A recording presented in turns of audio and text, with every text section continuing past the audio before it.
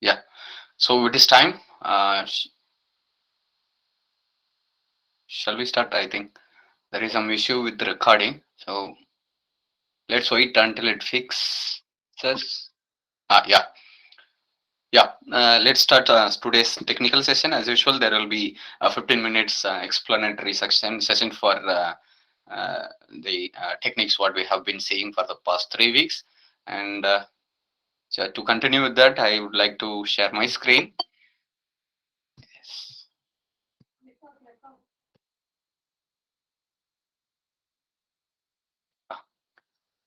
Yeah. I hope you can see my screen. Yeah. So a couple of weeks before, I have introduced these techniques, the linear sweep voltammetry and cyclic voltammetry, to you all. And those who have been participating regularly in this discussion session would know that how linear sweep voltammogram or cyclic voltammogram is obtained by sweeping the potential at a fixed sweep rate or the scan rate, and how does the scan rate affects the shape and other phenomena or other features of the voltammogram we record in, using a solid electrode in an electrolyte solution, dipped in an electrolyte solution.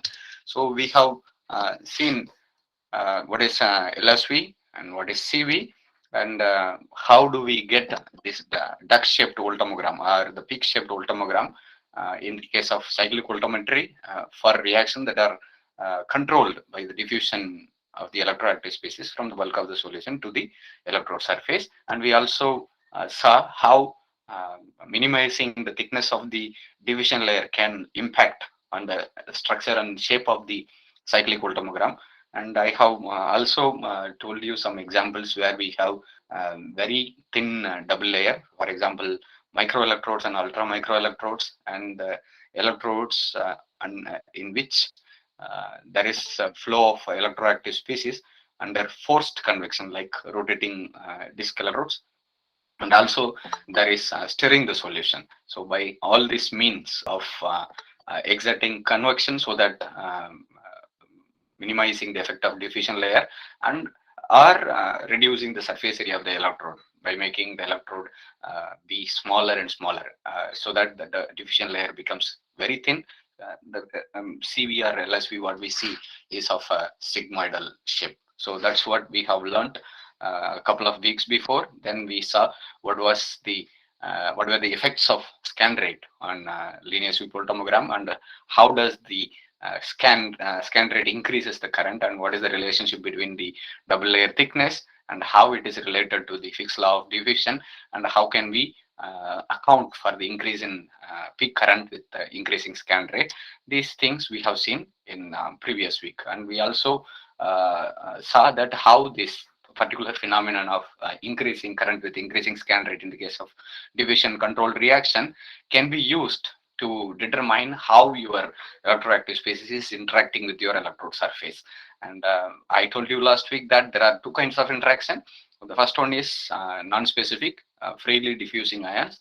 The second one is specifically absorbing ions. So in the case of specifically absorbing ions, the interaction is very direct, or we can say they are very intimate, because there is no solvent layer in between the electroactive species and the electrode surface. That is called specific absorption, which can be distinguished from non-specific absorption, like an ion which is surrounded by a solvent molecule and also separated by a solvent layer, the Bockris layer on the double layer structure, can be specified as a freely diffusing ion. So which is the current, in which case the current and scan rate relationship is given by the Rendell-Sevcik equation. So all we learned from the last week's session was that if your electroactive species is freely diffusing and transferring the charge via outer sphere mechanism as proposed by the Marcus theory, you can easily determine it by simply increasing the scan rate and plotting the peak current against the square root of the scan rate, because according to Rendell-Sevcik equation, for a freely diffusing electroactive species, the relationship between the square root of the scan rate and the peak current should be linear. In the other case, I mean, where the electroactive species is specifically absorbing on the electrode surface, you will have a direct relationship with the scan rate. You don't have to plot the square root of the scan rate. Instead, you need to plot the peak current against scan rates, and then you will see a linear line. So this is very important in the case of sensor studies, where you need to understand how your electroactive species or the analyte you are sensing is interacting with your electrolyte. Your electrode surface. So this is what we have seen until last week, and today we are going to see how the reaction rate of the reduction or oxidation, what we are monitoring at the electrode surface, is influencing is influenced by the scan rate. Okay, so this is somewhat related to the question Mr. Subhash asked last week. So with increasing scan rate, and there you may see increase in current density up to certain scan rate, then you will start to see a declining current density, and also the peak position may be shifted anodically or cathodically depending on the reaction you are studying.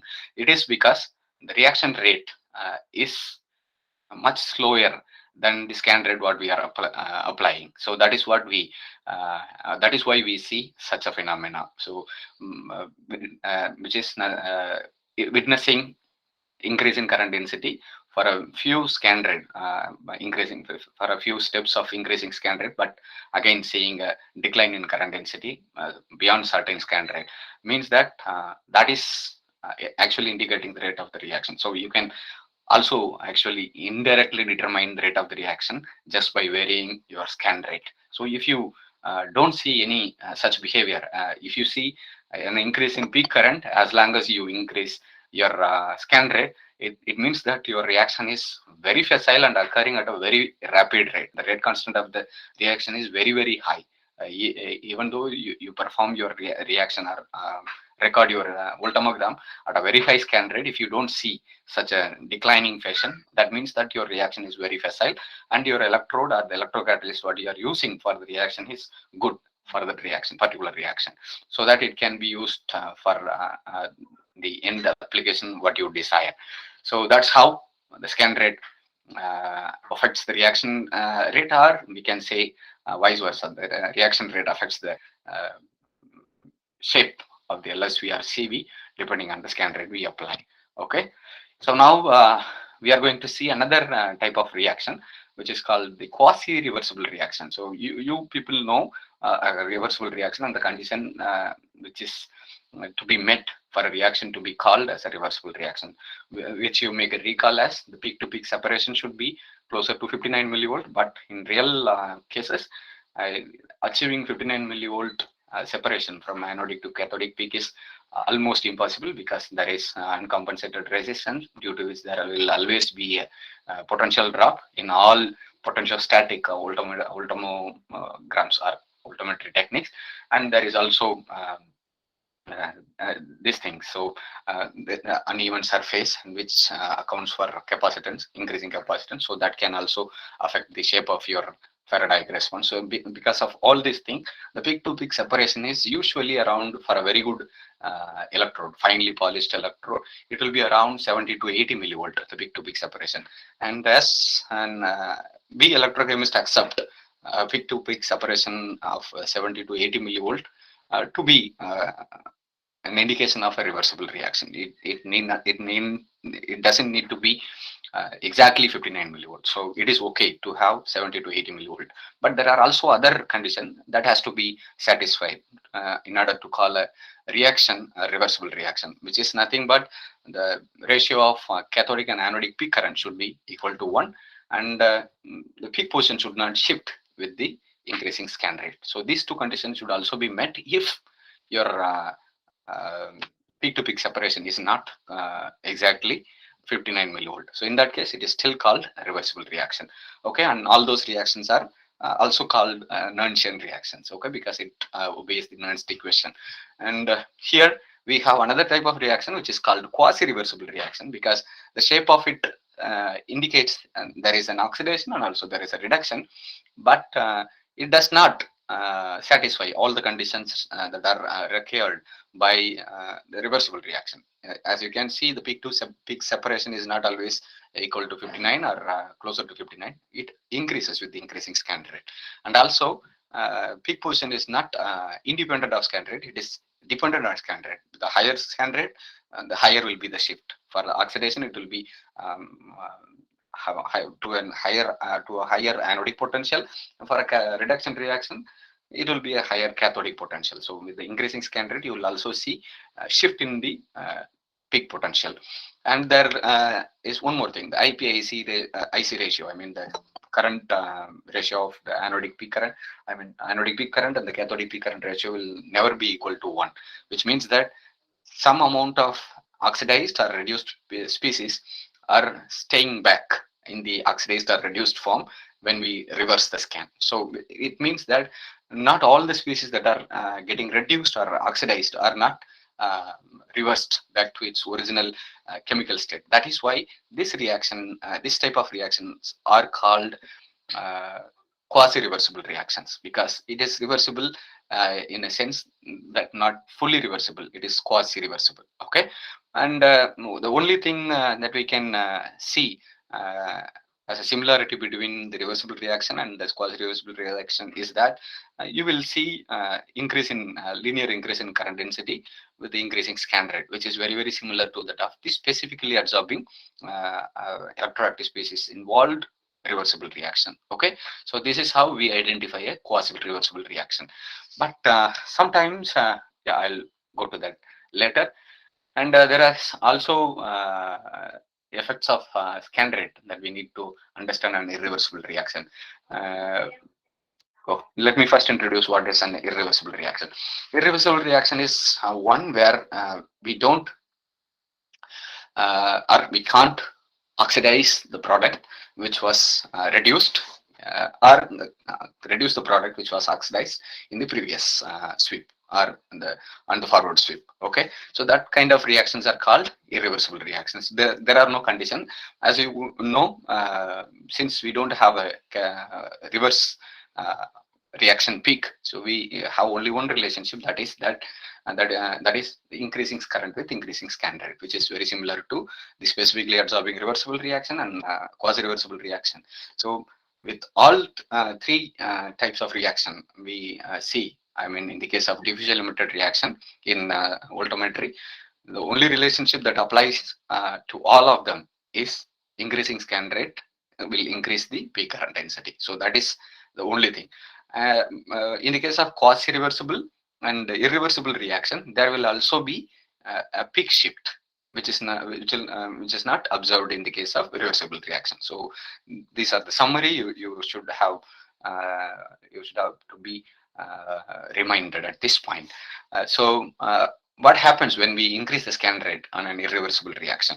So irreversible reactions are encountered in the cases when the oxidized or the reduced product, I mean electrochemically oxidized or reduced product, escapes out of the solution so that it is not available for the back reaction, or it becomes highly stable material so that it is impossible to reduce or oxidize that electrochemically formed product by reversing the potential.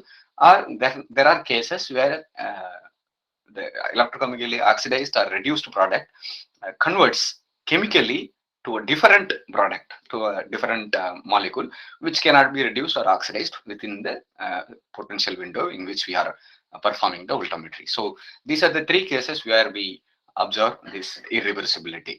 Okay, so how can you distinguish these three cases? How do you know whether your product is escaping or it is converting into a different molecule, so that it is not reduced within the studied potential, or it is having a very slow rate of reaction for the backward reaction, I mean reverse reaction? So how can you differentiate this thing? So again, the scan rate, effect of scan rate comes in handy here.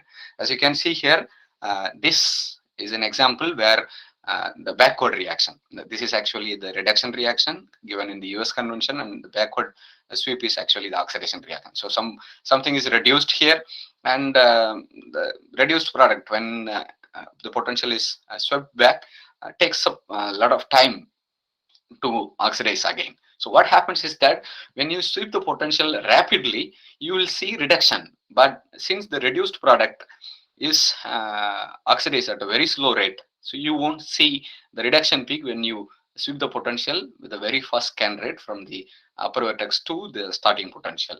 But when you lower the scan rate, you will slowly start to see some peak. So lower when you lower the scan rate further and further, you will start to witness increase in the reverse reactions peak. I mean, in this case, it is the oxidation reaction peak. So that is how you can use this scan rate study. But just by changing the scan rate, you can actually find out what kind of an irreversible reaction you're dealing with at the moment.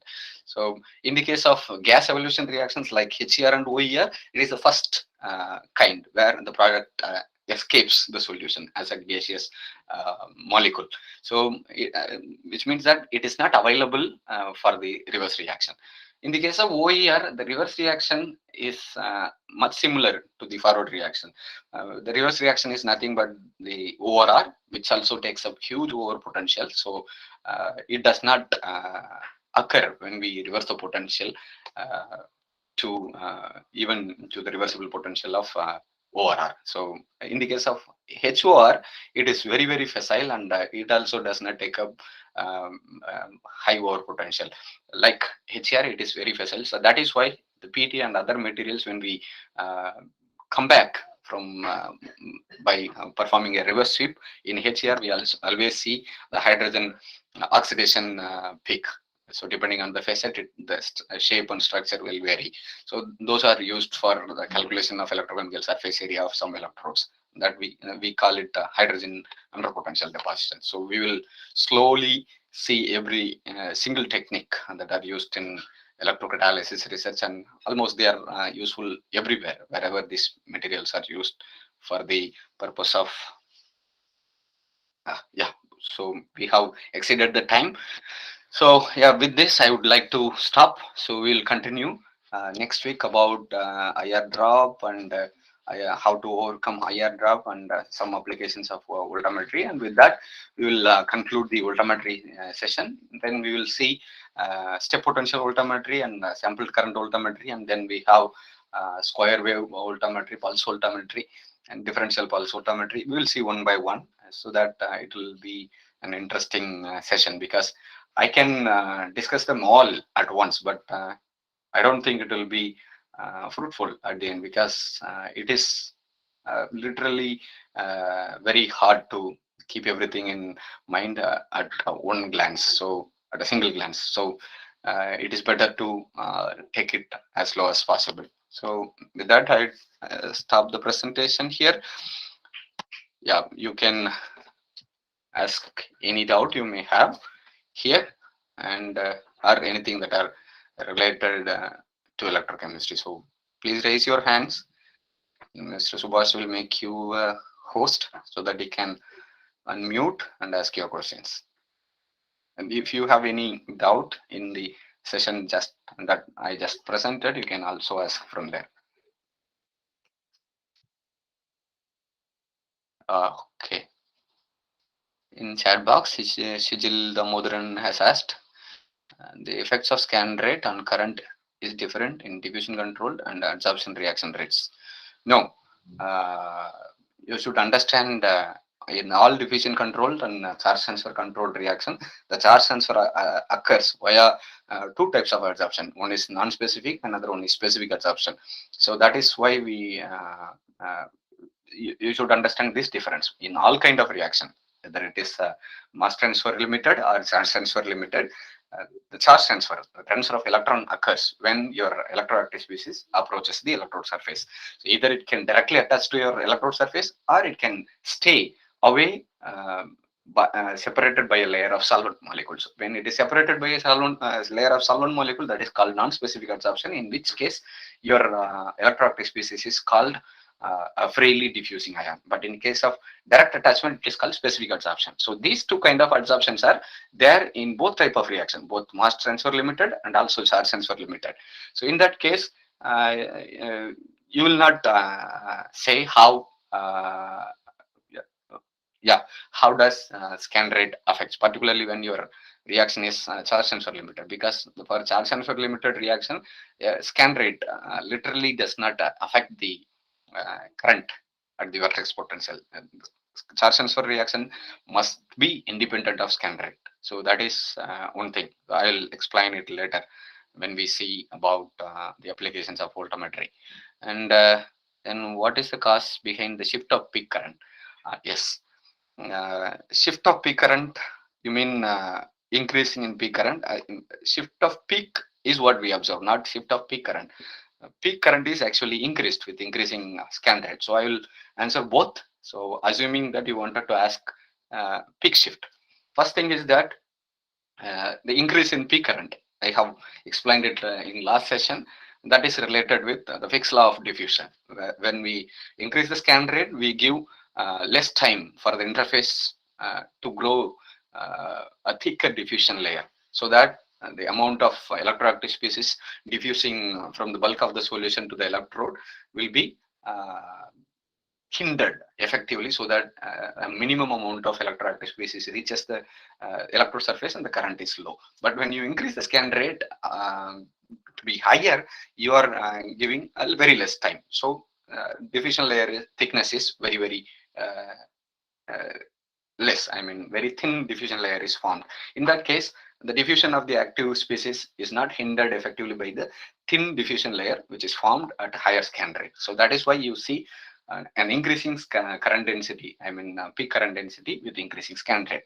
So this is for your first part of question. So I assume that you wanted to ask shift in peak, right? So in all potential static voltammetric technique, what happens is that we apply a particular potential, or we apply a potential ramp at a particular rate.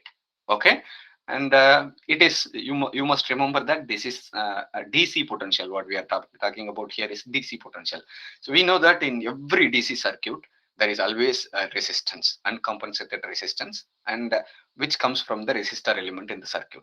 So where there is a resistor, there will always be a capacitor and an inductor. So what happens is that when we apply a DC potential, it is some unidirectional. It imposes an unidirectional passage of current. When there is an unidirectional passage of current, there will be charging of the capacitor element in the DC circuit. So the charging of the capacitor element occurs via the resistor in the circuit. So we call this RC time constant, where R stands for the resistor element and C stands for the capacitor element. So what happens is that mathematically it is uh, told that every capacitor in a DC circuit requires some time to charge up to 63.2% of its overall capacitance, and that time is what needed uh, for effective electron transfer to occur across the interface. So the very first thing that happens when we apply a potential is that the charging of the capacitor. So that takes up some time. Because of this charging of capacitor, there is always some potential drop. So when we increase the scan rate very high, okay, the charging of the capacitor occurs very rapidly, very slowly, so that it takes up more time. So the potential what is actually felt at the interface is lesser than what is actually applied. Okay, so there is a potential difference, what is felt and what is applied. So this potential difference increases with the increasing scan rate.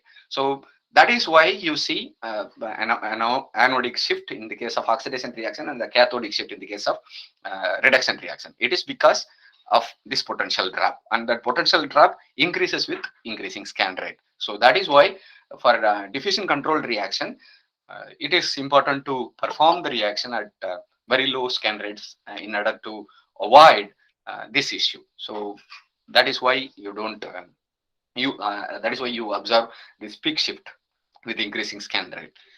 If we yeah, you have asked so many questions. Okay.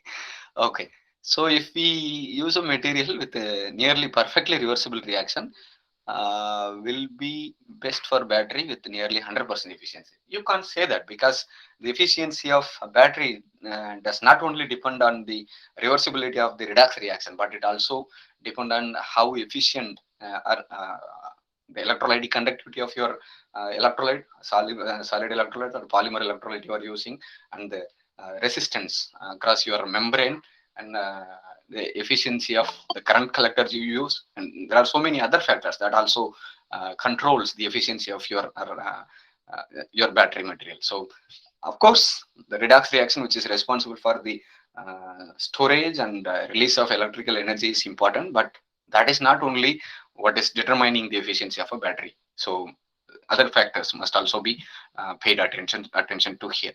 So David Kumar, whether the type of electrolyte affect the peak separation, because I often observe significant peak separation in organic electrolytes or reversible reaction. Of course it does, because uh, as you see, every single type of electrolyte has its own uh, dielectric constant and dielectricity, uh, the polarity. It hugely largely influences the ionic atmosphere around your electroactive species. I believe that you have read about ionic interactions in solution in thermodynamics. We read it in the name of Debye-Huckel theory. So you know that solvent has a very critical role in ion-ion interaction, and that ion-ion interaction is very, very important in the case of charge transfer across the interface. So it is normal that you observe change in peak and peak current, peak position depending on the solvent what you use. And as you know, every solvent has their own dielectric constant and dielectric permeability. You have to be careful about the reference electrode you use and the kinetics, electrode kinetics of the reaction you study in that particular medium, because the kinetics of the reaction can always change with the changing host solution, I mean the solvent. So yeah, it is true. And Shijil, again, whether the viscosity of the electrolyte affects EVLSV. Of course it does, because when the electrolyte is too viscous, it obviously poses a high resistance towards the diffusion of the electroactive species. So in that case, the diffusion limitation becomes dominant and dominant. So in that case, your current, what you see for the oxidation and reduction, will also lower. So viscosity matters. Yes, it does matter. So higher the viscosity, higher resistance the diffusing species faces when it moves toward the electrode surface. So your current density will be lesser with the increasing viscosity. Yes. And is there any ions have preferential adsorption on the electrode surface? What is the cause? Yes, and that is what we have been discussing, right? Specific and non-specific adsorption. It all depends on two things: that polarity of the ion, polarity of the species. In the case of charged ions, it is mostly specific interaction, but we cannot blindly assume that all charged ions can adsorb to your electrode surface specifically, because there is also hydration. For ions like lithium, sodium, and smaller anions, their hydration shell is very large. They have very high hydration number. Hydration number is nothing but the number of solvent molecule, I mean water molecule surrounding single ion, lithium ion, is very, very high. It is for the lithium ion, it is impossible to penetrate out of that shell, solvent shell it has, to get specifically adsorbed to the electrode surface. So what can adsorb specifically, we can vaguely formulate a general assumption that an ion which is charged but larger enough to have a weaker solvent shell can adsorb specifically. Okay, like iodide, bromide, and sometimes chloride, and oxyanions like iodate, perchlorate. These can adsorb specifically, but not always. pH also matters, because in acidic pH, these negatively charged ions can be effectively protonated near the electrode surface, even in the vicinity of the electrode surface. That can further prevent the specific adsorption. So it all depends on the conditions, not only the ions characteristics, whether it is charged or it's simple dipole, or it has whether it has a solvent shell or not. It doesn't matter. There are a lot of other characteristics, but it is also not possible to make a general relationship. So for various electroactive species, how will they interact with the electrode surface? Yes. And since the PT11 is mainly used, mainly discussed in many papers, is it correct to calculate? Subhash, can you mute? Ah, yes, thank you. Uh, so is it correct to? Oh, there is okay. Oh, so many questions. Sijil. Okay. Yeah. Okay. So, okay.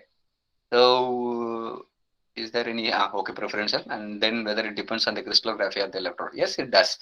There is some phasor dependent adsorption and desorption. For example, PT, as you have mentioned, PT11 one-on-one phase, they have their own preferential adsorption. That is why we are able to differentiate the facet we are working on with respect to with respect to the facet with respect to the reaction what we are studying. Sorry, in the case of hydrogen UPD, you will see a triplet for polycrystalline electrode and a single peak for PT 100 and PT 110, and also for PT 111. But the peak position also shifts depending on the phase what we are studying. So all this can become handy in order to understand the electrode surface and the electrochemical surface area, so many other things. And Ms. Cheres Caroline, considering a system with no oxidation peak but a very prominent reduction peak, very prominent reduction peaks, the retention of the supercapacitor is uncompromised for over 35,000 cycle. That is okay. Is the system then irreversible or quasi-reversible? Can irreversible system perform as good electrode material for batteries and supercapacitor?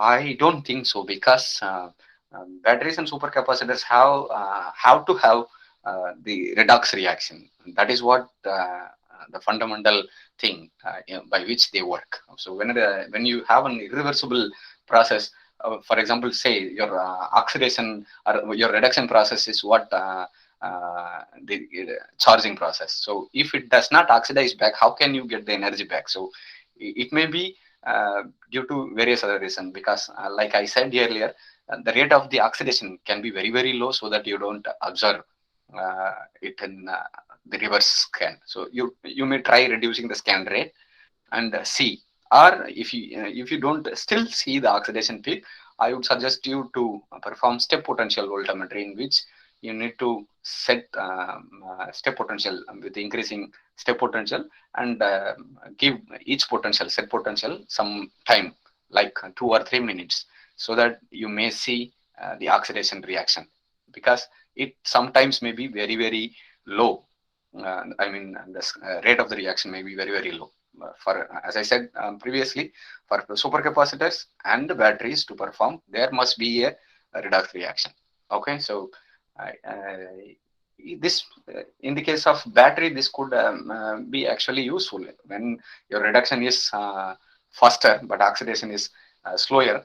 It means that your charging time will be lesser, but discharging time will be longer. So this is what something from my battery friends I learned, that you need to have lesser charging time and a longer battery life. So it may be useful for that application, but I am very sure that there should be oxidation. Otherwise, the material won't work for batteries or supercapacitor. Yes, Chrysanthus and Drew, is it correct to calculate the charge transfer coefficient from cyclic voltammograms? Cycling, I have a lot of difference of opinion or conflicting opinion about using cyclic voltammogram. First of all, so I will discuss it as we proceed further and further. So what people usually do is that they uh, construct a TEFL plot from cyclic voltammogram or linear sweep voltammogram, and take the linear part for calculating the slope, and we all know that the slope is nothing but 2.303 RT divided by alpha NF. So this can be rearranged in order to get the value of alpha. So that is how people are doing. But there are something that people usually forget when they convert this voltammograms, linear sweep voltammogram and cyclic voltammogram into Tafel plots. So which I have discussed in my recent viewpoint published in ACS Energy Letters. You may refer to that one, because when it comes to Tafel analysis, it has to be derived or constructed from steady state responses, not from transient responses what we obtained from LSV and CV. If your interest is only to calculate the slope and thereby to calculate the charge transfer coefficient, I would still recommend CV or LSV, provided that you are recording it at a very low scan rate, even lesser than 1 millivolt per second. But if your interest is to find out the Tafel constant or the exchange current density, I would suggest you to perform or to construct the Tafel line from steady state responses, not from CV or LSV. So as far as charge transfer coefficient is concerned, you can still use cyclic voltammogram, but use the one which is recorded at a very low scan rate. Yes. Yeah. Tamil Saravanan, can you please explain about the exchange current density and how it is main characterization for evolution? Evolution. Okay. I will assume that it is for hydrogen evolution reaction and oxygen evolution reaction. It is nothing but it is an activity marker, just like over potential what we measure at 10 milliampere per centimeter square. Exchange current density is also an activity marker. Specifically, it is a kinetic marker. Okay. So the higher the exchange current density, the higher the catalytic property. So how it is calculated is something trickier here. As I said earlier, almost the people, all those who are working in electrocatalysis, I know, are using LSV or CV. Even I have been using LSV or CV for calculating Tafel slope and exchange current density sometimes. But it was very recent that I learned. It is not something I found. I learned very recently that it is not correct to use CV or LSV.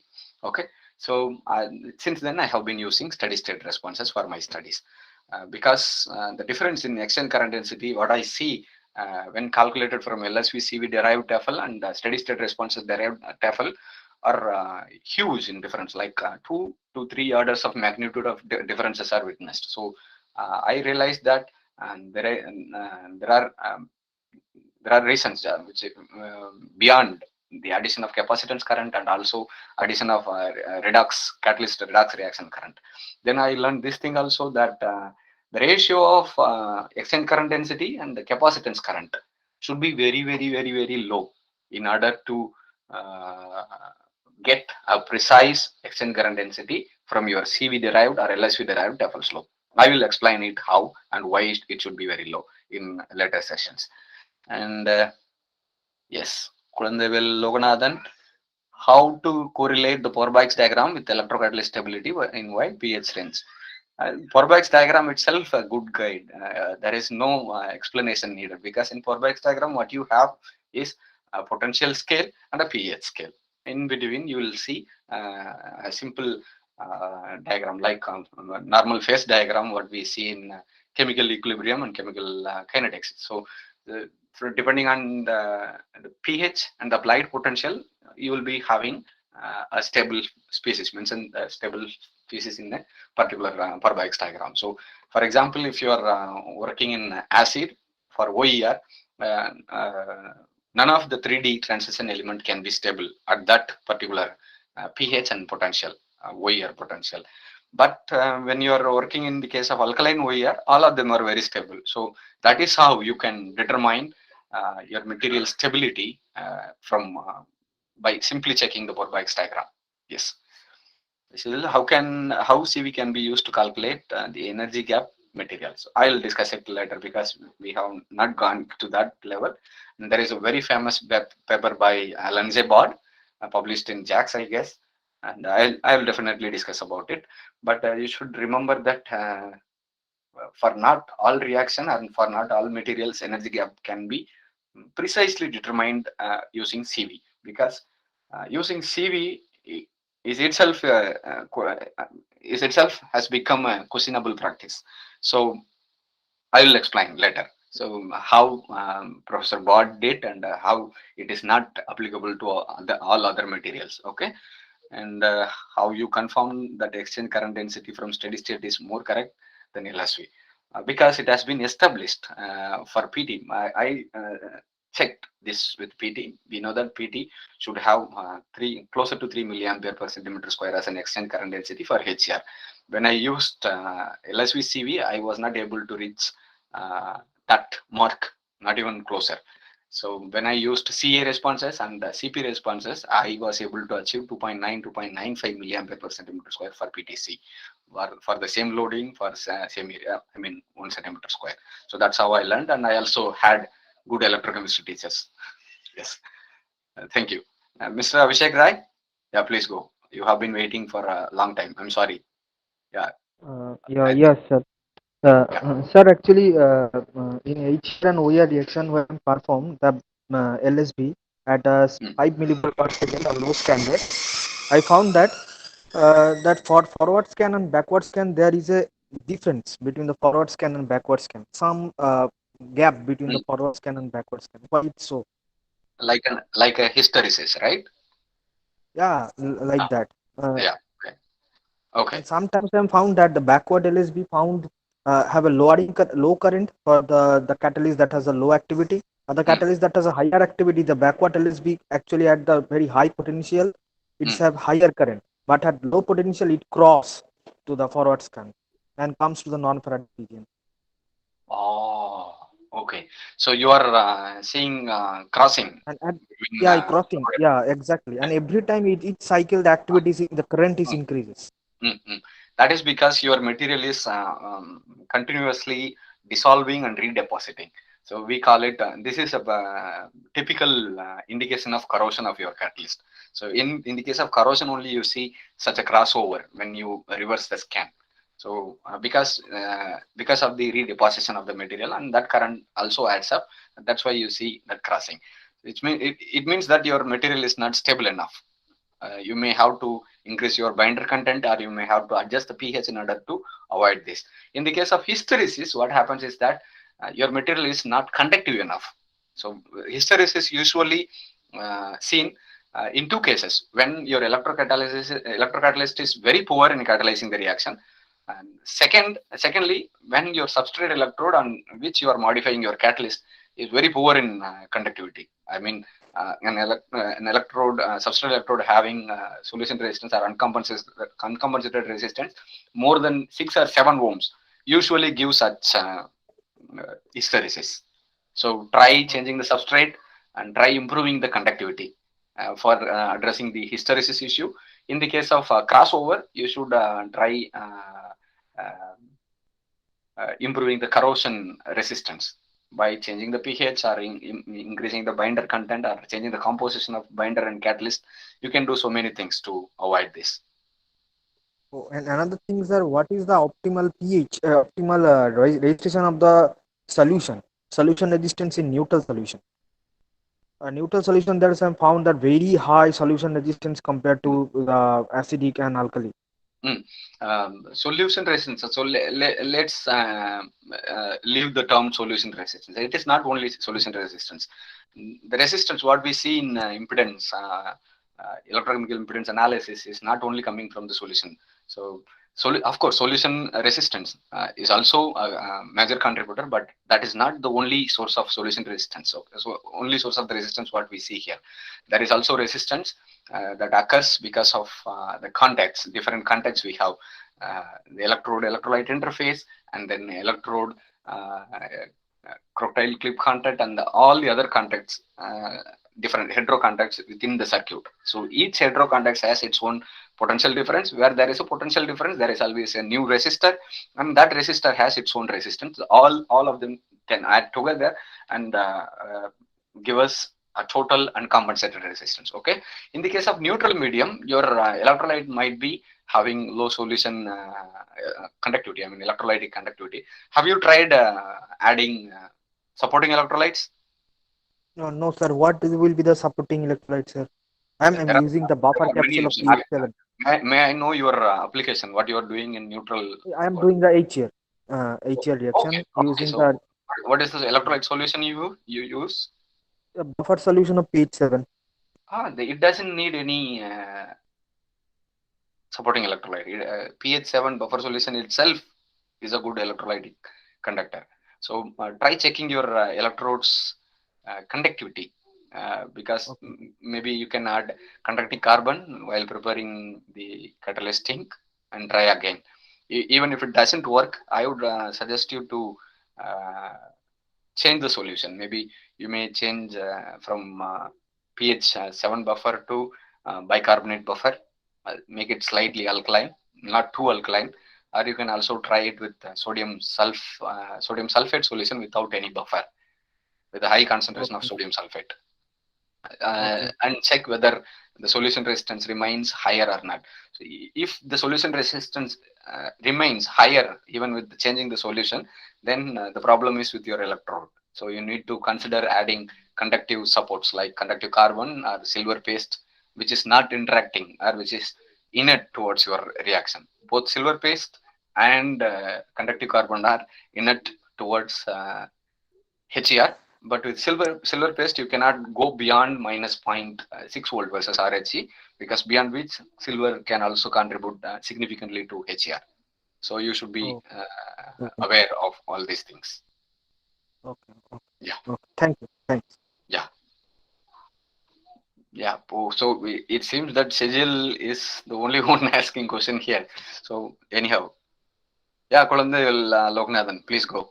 Sejil, I'll come back to you because I have answered so many questions for you. So it is time for others to get clarification. Yeah. Mr. Subhas, can you make Kurandavel Loganathan as a host?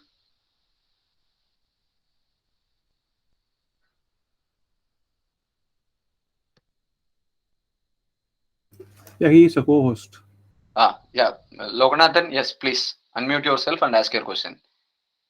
Oh, your mic is not working. Okay. Okay. So, okay. Yeah.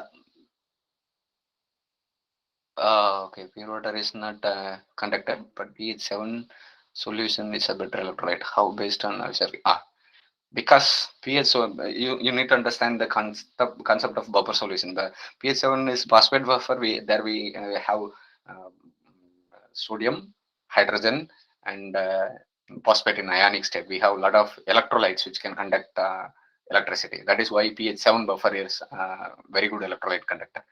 And yeah, Jagannathan Chellamuthu for exfoliation example graphite. Okay, study either in anode or cathode. Which one among the LSV or chronometry, etc. can I choose? I'm confused after studying many papers. Could you give some suggestion? So yes, for graphite exfoliation, there is Jack's paper by Professor Vijay Mohan and K. Pillai. He actually prepared graphene by electrochemically unzipping carbon nanotubes. That is a very good paper. What they used is high voltage non-aqueous electrolysis, where the working electrode itself, a graphite electrode, which disintegrate when they applied a constant high cell voltage into graphene nanosheets. So that was a good paper. That is very good paper. You can. I hope you know Professor Vijay Mohan and K. Pillai. You can see from his Google Scholar profile the paper I suggested. You can get more information from there. And never use CV or LSV for exfoliation, because the main purpose of using electrochemical disintegration or electrochemical chopping or electrochemical unzipping, whatever you call, is that to let your electrode, working electrode, which is usually a carbon or a graphite electrode, to chop off into small fragments, which may be graphene quantum dots or carbon dots or even graphene or few layer graphene, anything it could be, depending on the potential you apply and the number of hours of time you let it to disintegrate in the solution. So always use a constant current or a constant potential. So also you must be careful about the electrolyte and the electrolytic conductivity. There are so many other things. You can get all this information from Professor Pillai's paper published in JAX. And yes, uh, yes, Mr. Mondal, please go if you are a Yes, sir. host. Yeah. Yeah. So I want to know how can I determine the onset potential? Means, is there any current density at which I can say that this is the current onset potential? Mm. That is a good question. People usually define onset potential where they see 1 milliampere current density. Okay, for the said reaction, 1 milliampere current density, particularly for hydrogen and oxygen evolution reaction. Yes, where the current density is 1 milliampere, that is onset potential. Okay. Okay, that also varies with the type of reaction you study. Yeah, that's what I'm coming. That's where I'm coming. So that also varies with the type of the reaction you study. In the case of ORR, it hardly delivers more than 6 milliampere per centimeter square. In that case, you should be looking into the structure of the LSV or CV what you are taking, where it sharply bends. That can be considered as a onset potential. But in general, current density where 1 milliampere per centimeter square is observed, that potential is considered onset potential. But in the case of ORR, people usually measure where there is a sharp decline, I mean the sharp increase in cathodic current. So that is where you should measure your onset potential. From my experience, I would personally suggest you to plot the logarithmic of potential in order to precisely find out where the shift takes place, because in linear plot you cannot pinpoint the exact potential where it happens. Yeah, and another option is that you can also plot differential voltammetry, so instead of plotting the potential, you can plot DE, the change in potential with respect to current, d by di, and you will see a sharp peak when it is beginning the reaction, I mean at the onset of the reaction. So I will guide you through all these things as we progress further and further. Yeah, so as of now you can one more question. Yeah. Yeah, so one more question. As of now, you can simply. What is the role of bind? I'm sorry. Without role of binder is very important, because most of the catalysts what people study these days. Yeah, go complete your. Yeah, sir. I'm saying that if I use a Naption binder and a PVDF binder for the same catalyst, will there be any difference? Yes, of course there will be, because PVDF is a good binder but not a good proton conductor. Naphthalene is a both good binder and also a good proton conductor. But when you use naphthalene in alkaline medium, it is not a anion conductor, I mean hydroxide anion conductor. But the conductivity what is achieved in alkaline medium using naphthalene binder is through the water channels that is formed when the naphthalene binder dries up on the electrode surface, forming a film, protective film. Okay, so the electrolyte conductivity is conductance is mainly occurring through the water channels of the naphthalene film in alkaline medium. But in acidic medium, it is the proton conduction mechanism what it is known for. Okay, so obviously there are difference between the ionic conductance. There are differences in the ionic conductance between PVDF, naphthalene, and other binders. So when you change the binder, there is also change in uncompensated resistance and catalytic activity. It is better to use naphthalene in acidic solution and PVDF in alkaline condition. Yes, that is right. Yes. Okay. Yeah. Thank you. Yeah. Tamil Saravanan, is there any reference paper for hydrogen evolution which can explain corrosion also?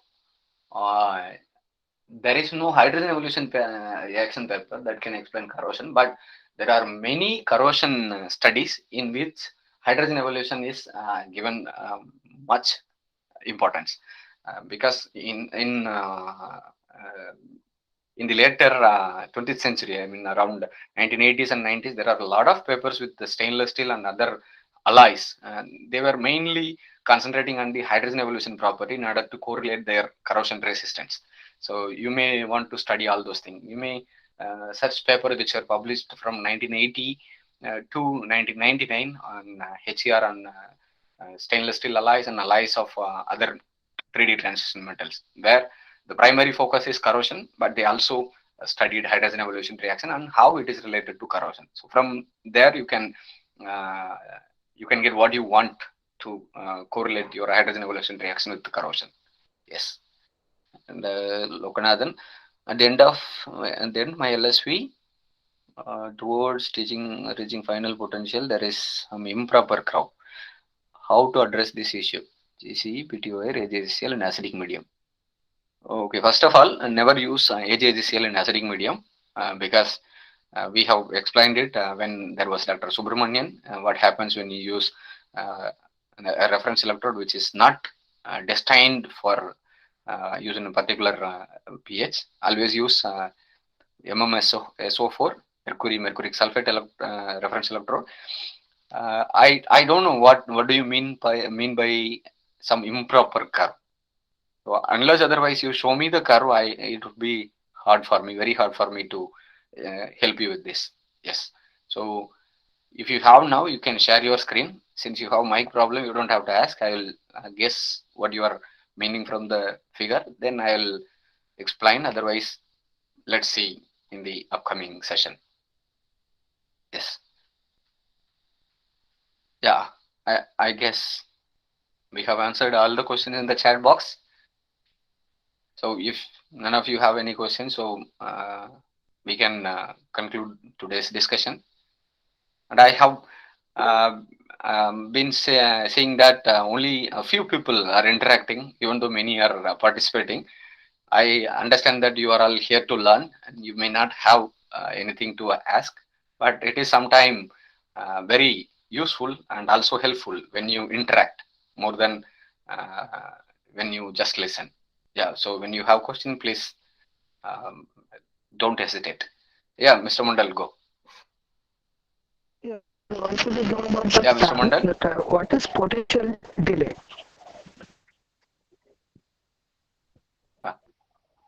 Yeah, one more time, Delay. your voice was breaking. You mean potential delay?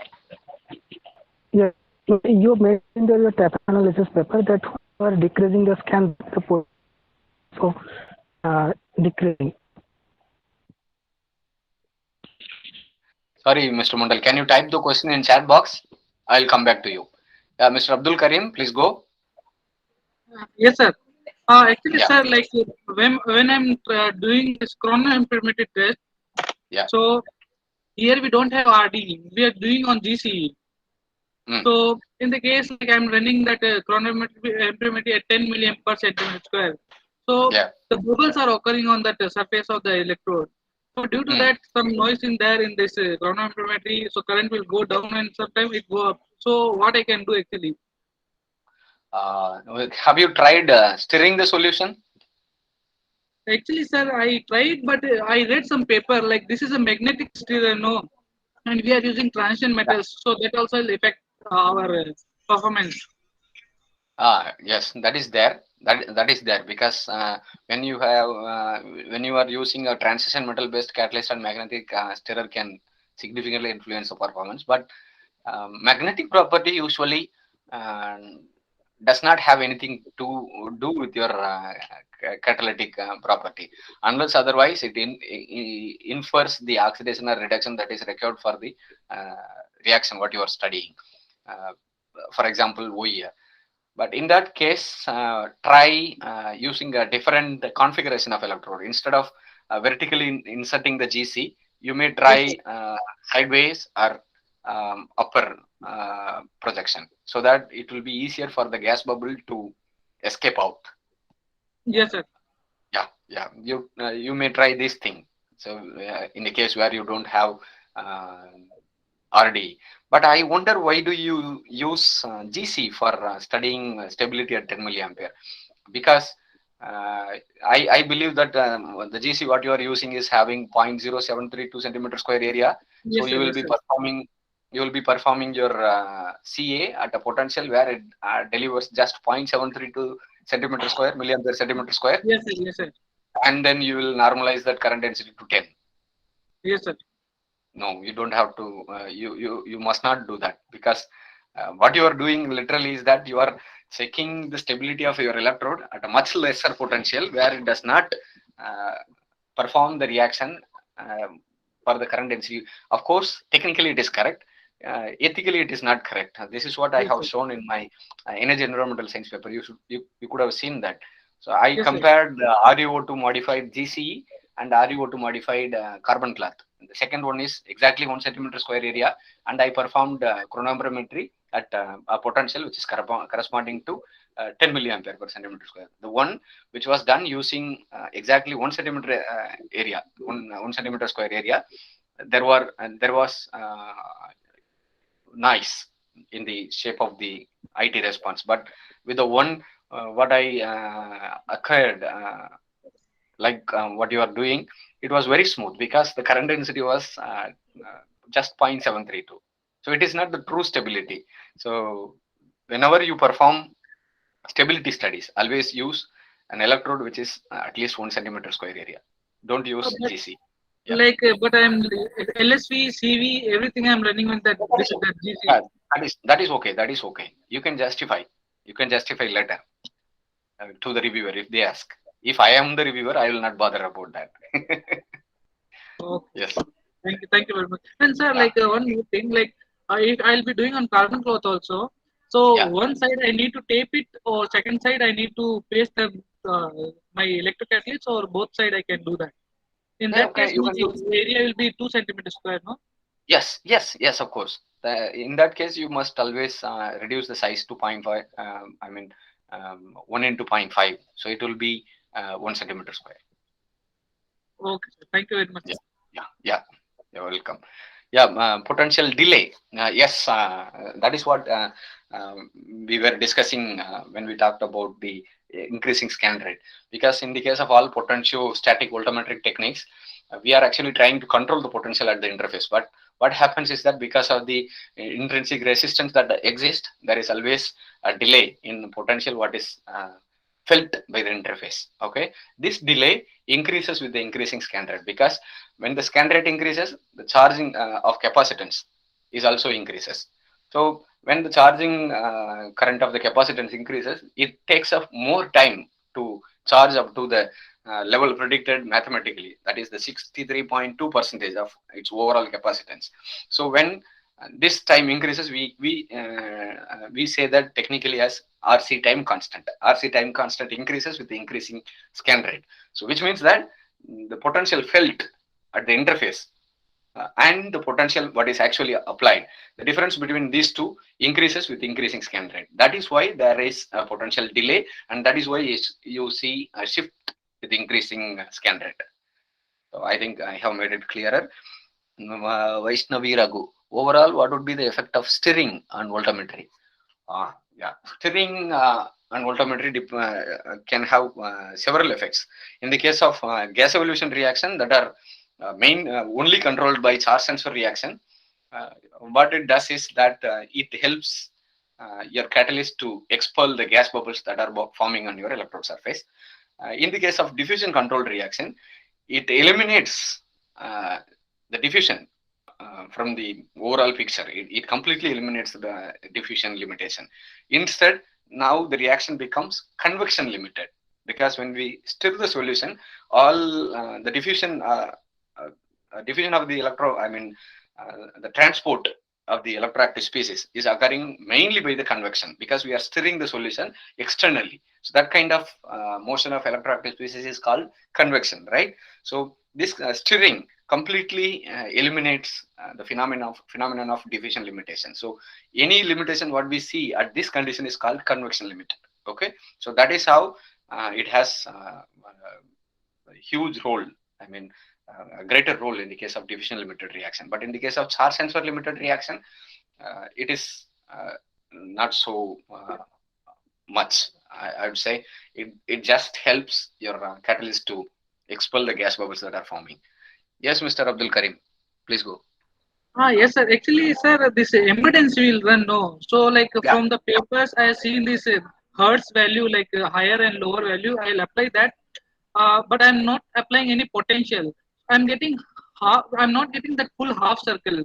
Just it is going like a 1/4 circle and stopping actually, or it is changing to somewhere. So, what potential we need to apply there? Yeah. Did you attend our first session? Very first session? Yes. Second, I started from second. Okay, yeah, that is why I think you don't know.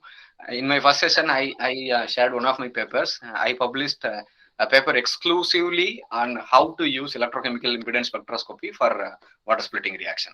There I have discussed all this scenario, performing impedance at OCV, at 0 volt against OCV, at 0 volt against reference electrode, at a potential where there is no Faraday reaction, at a potential where there is only the redox reaction of the catalyst, and at potential where only the catalytic reaction is happening.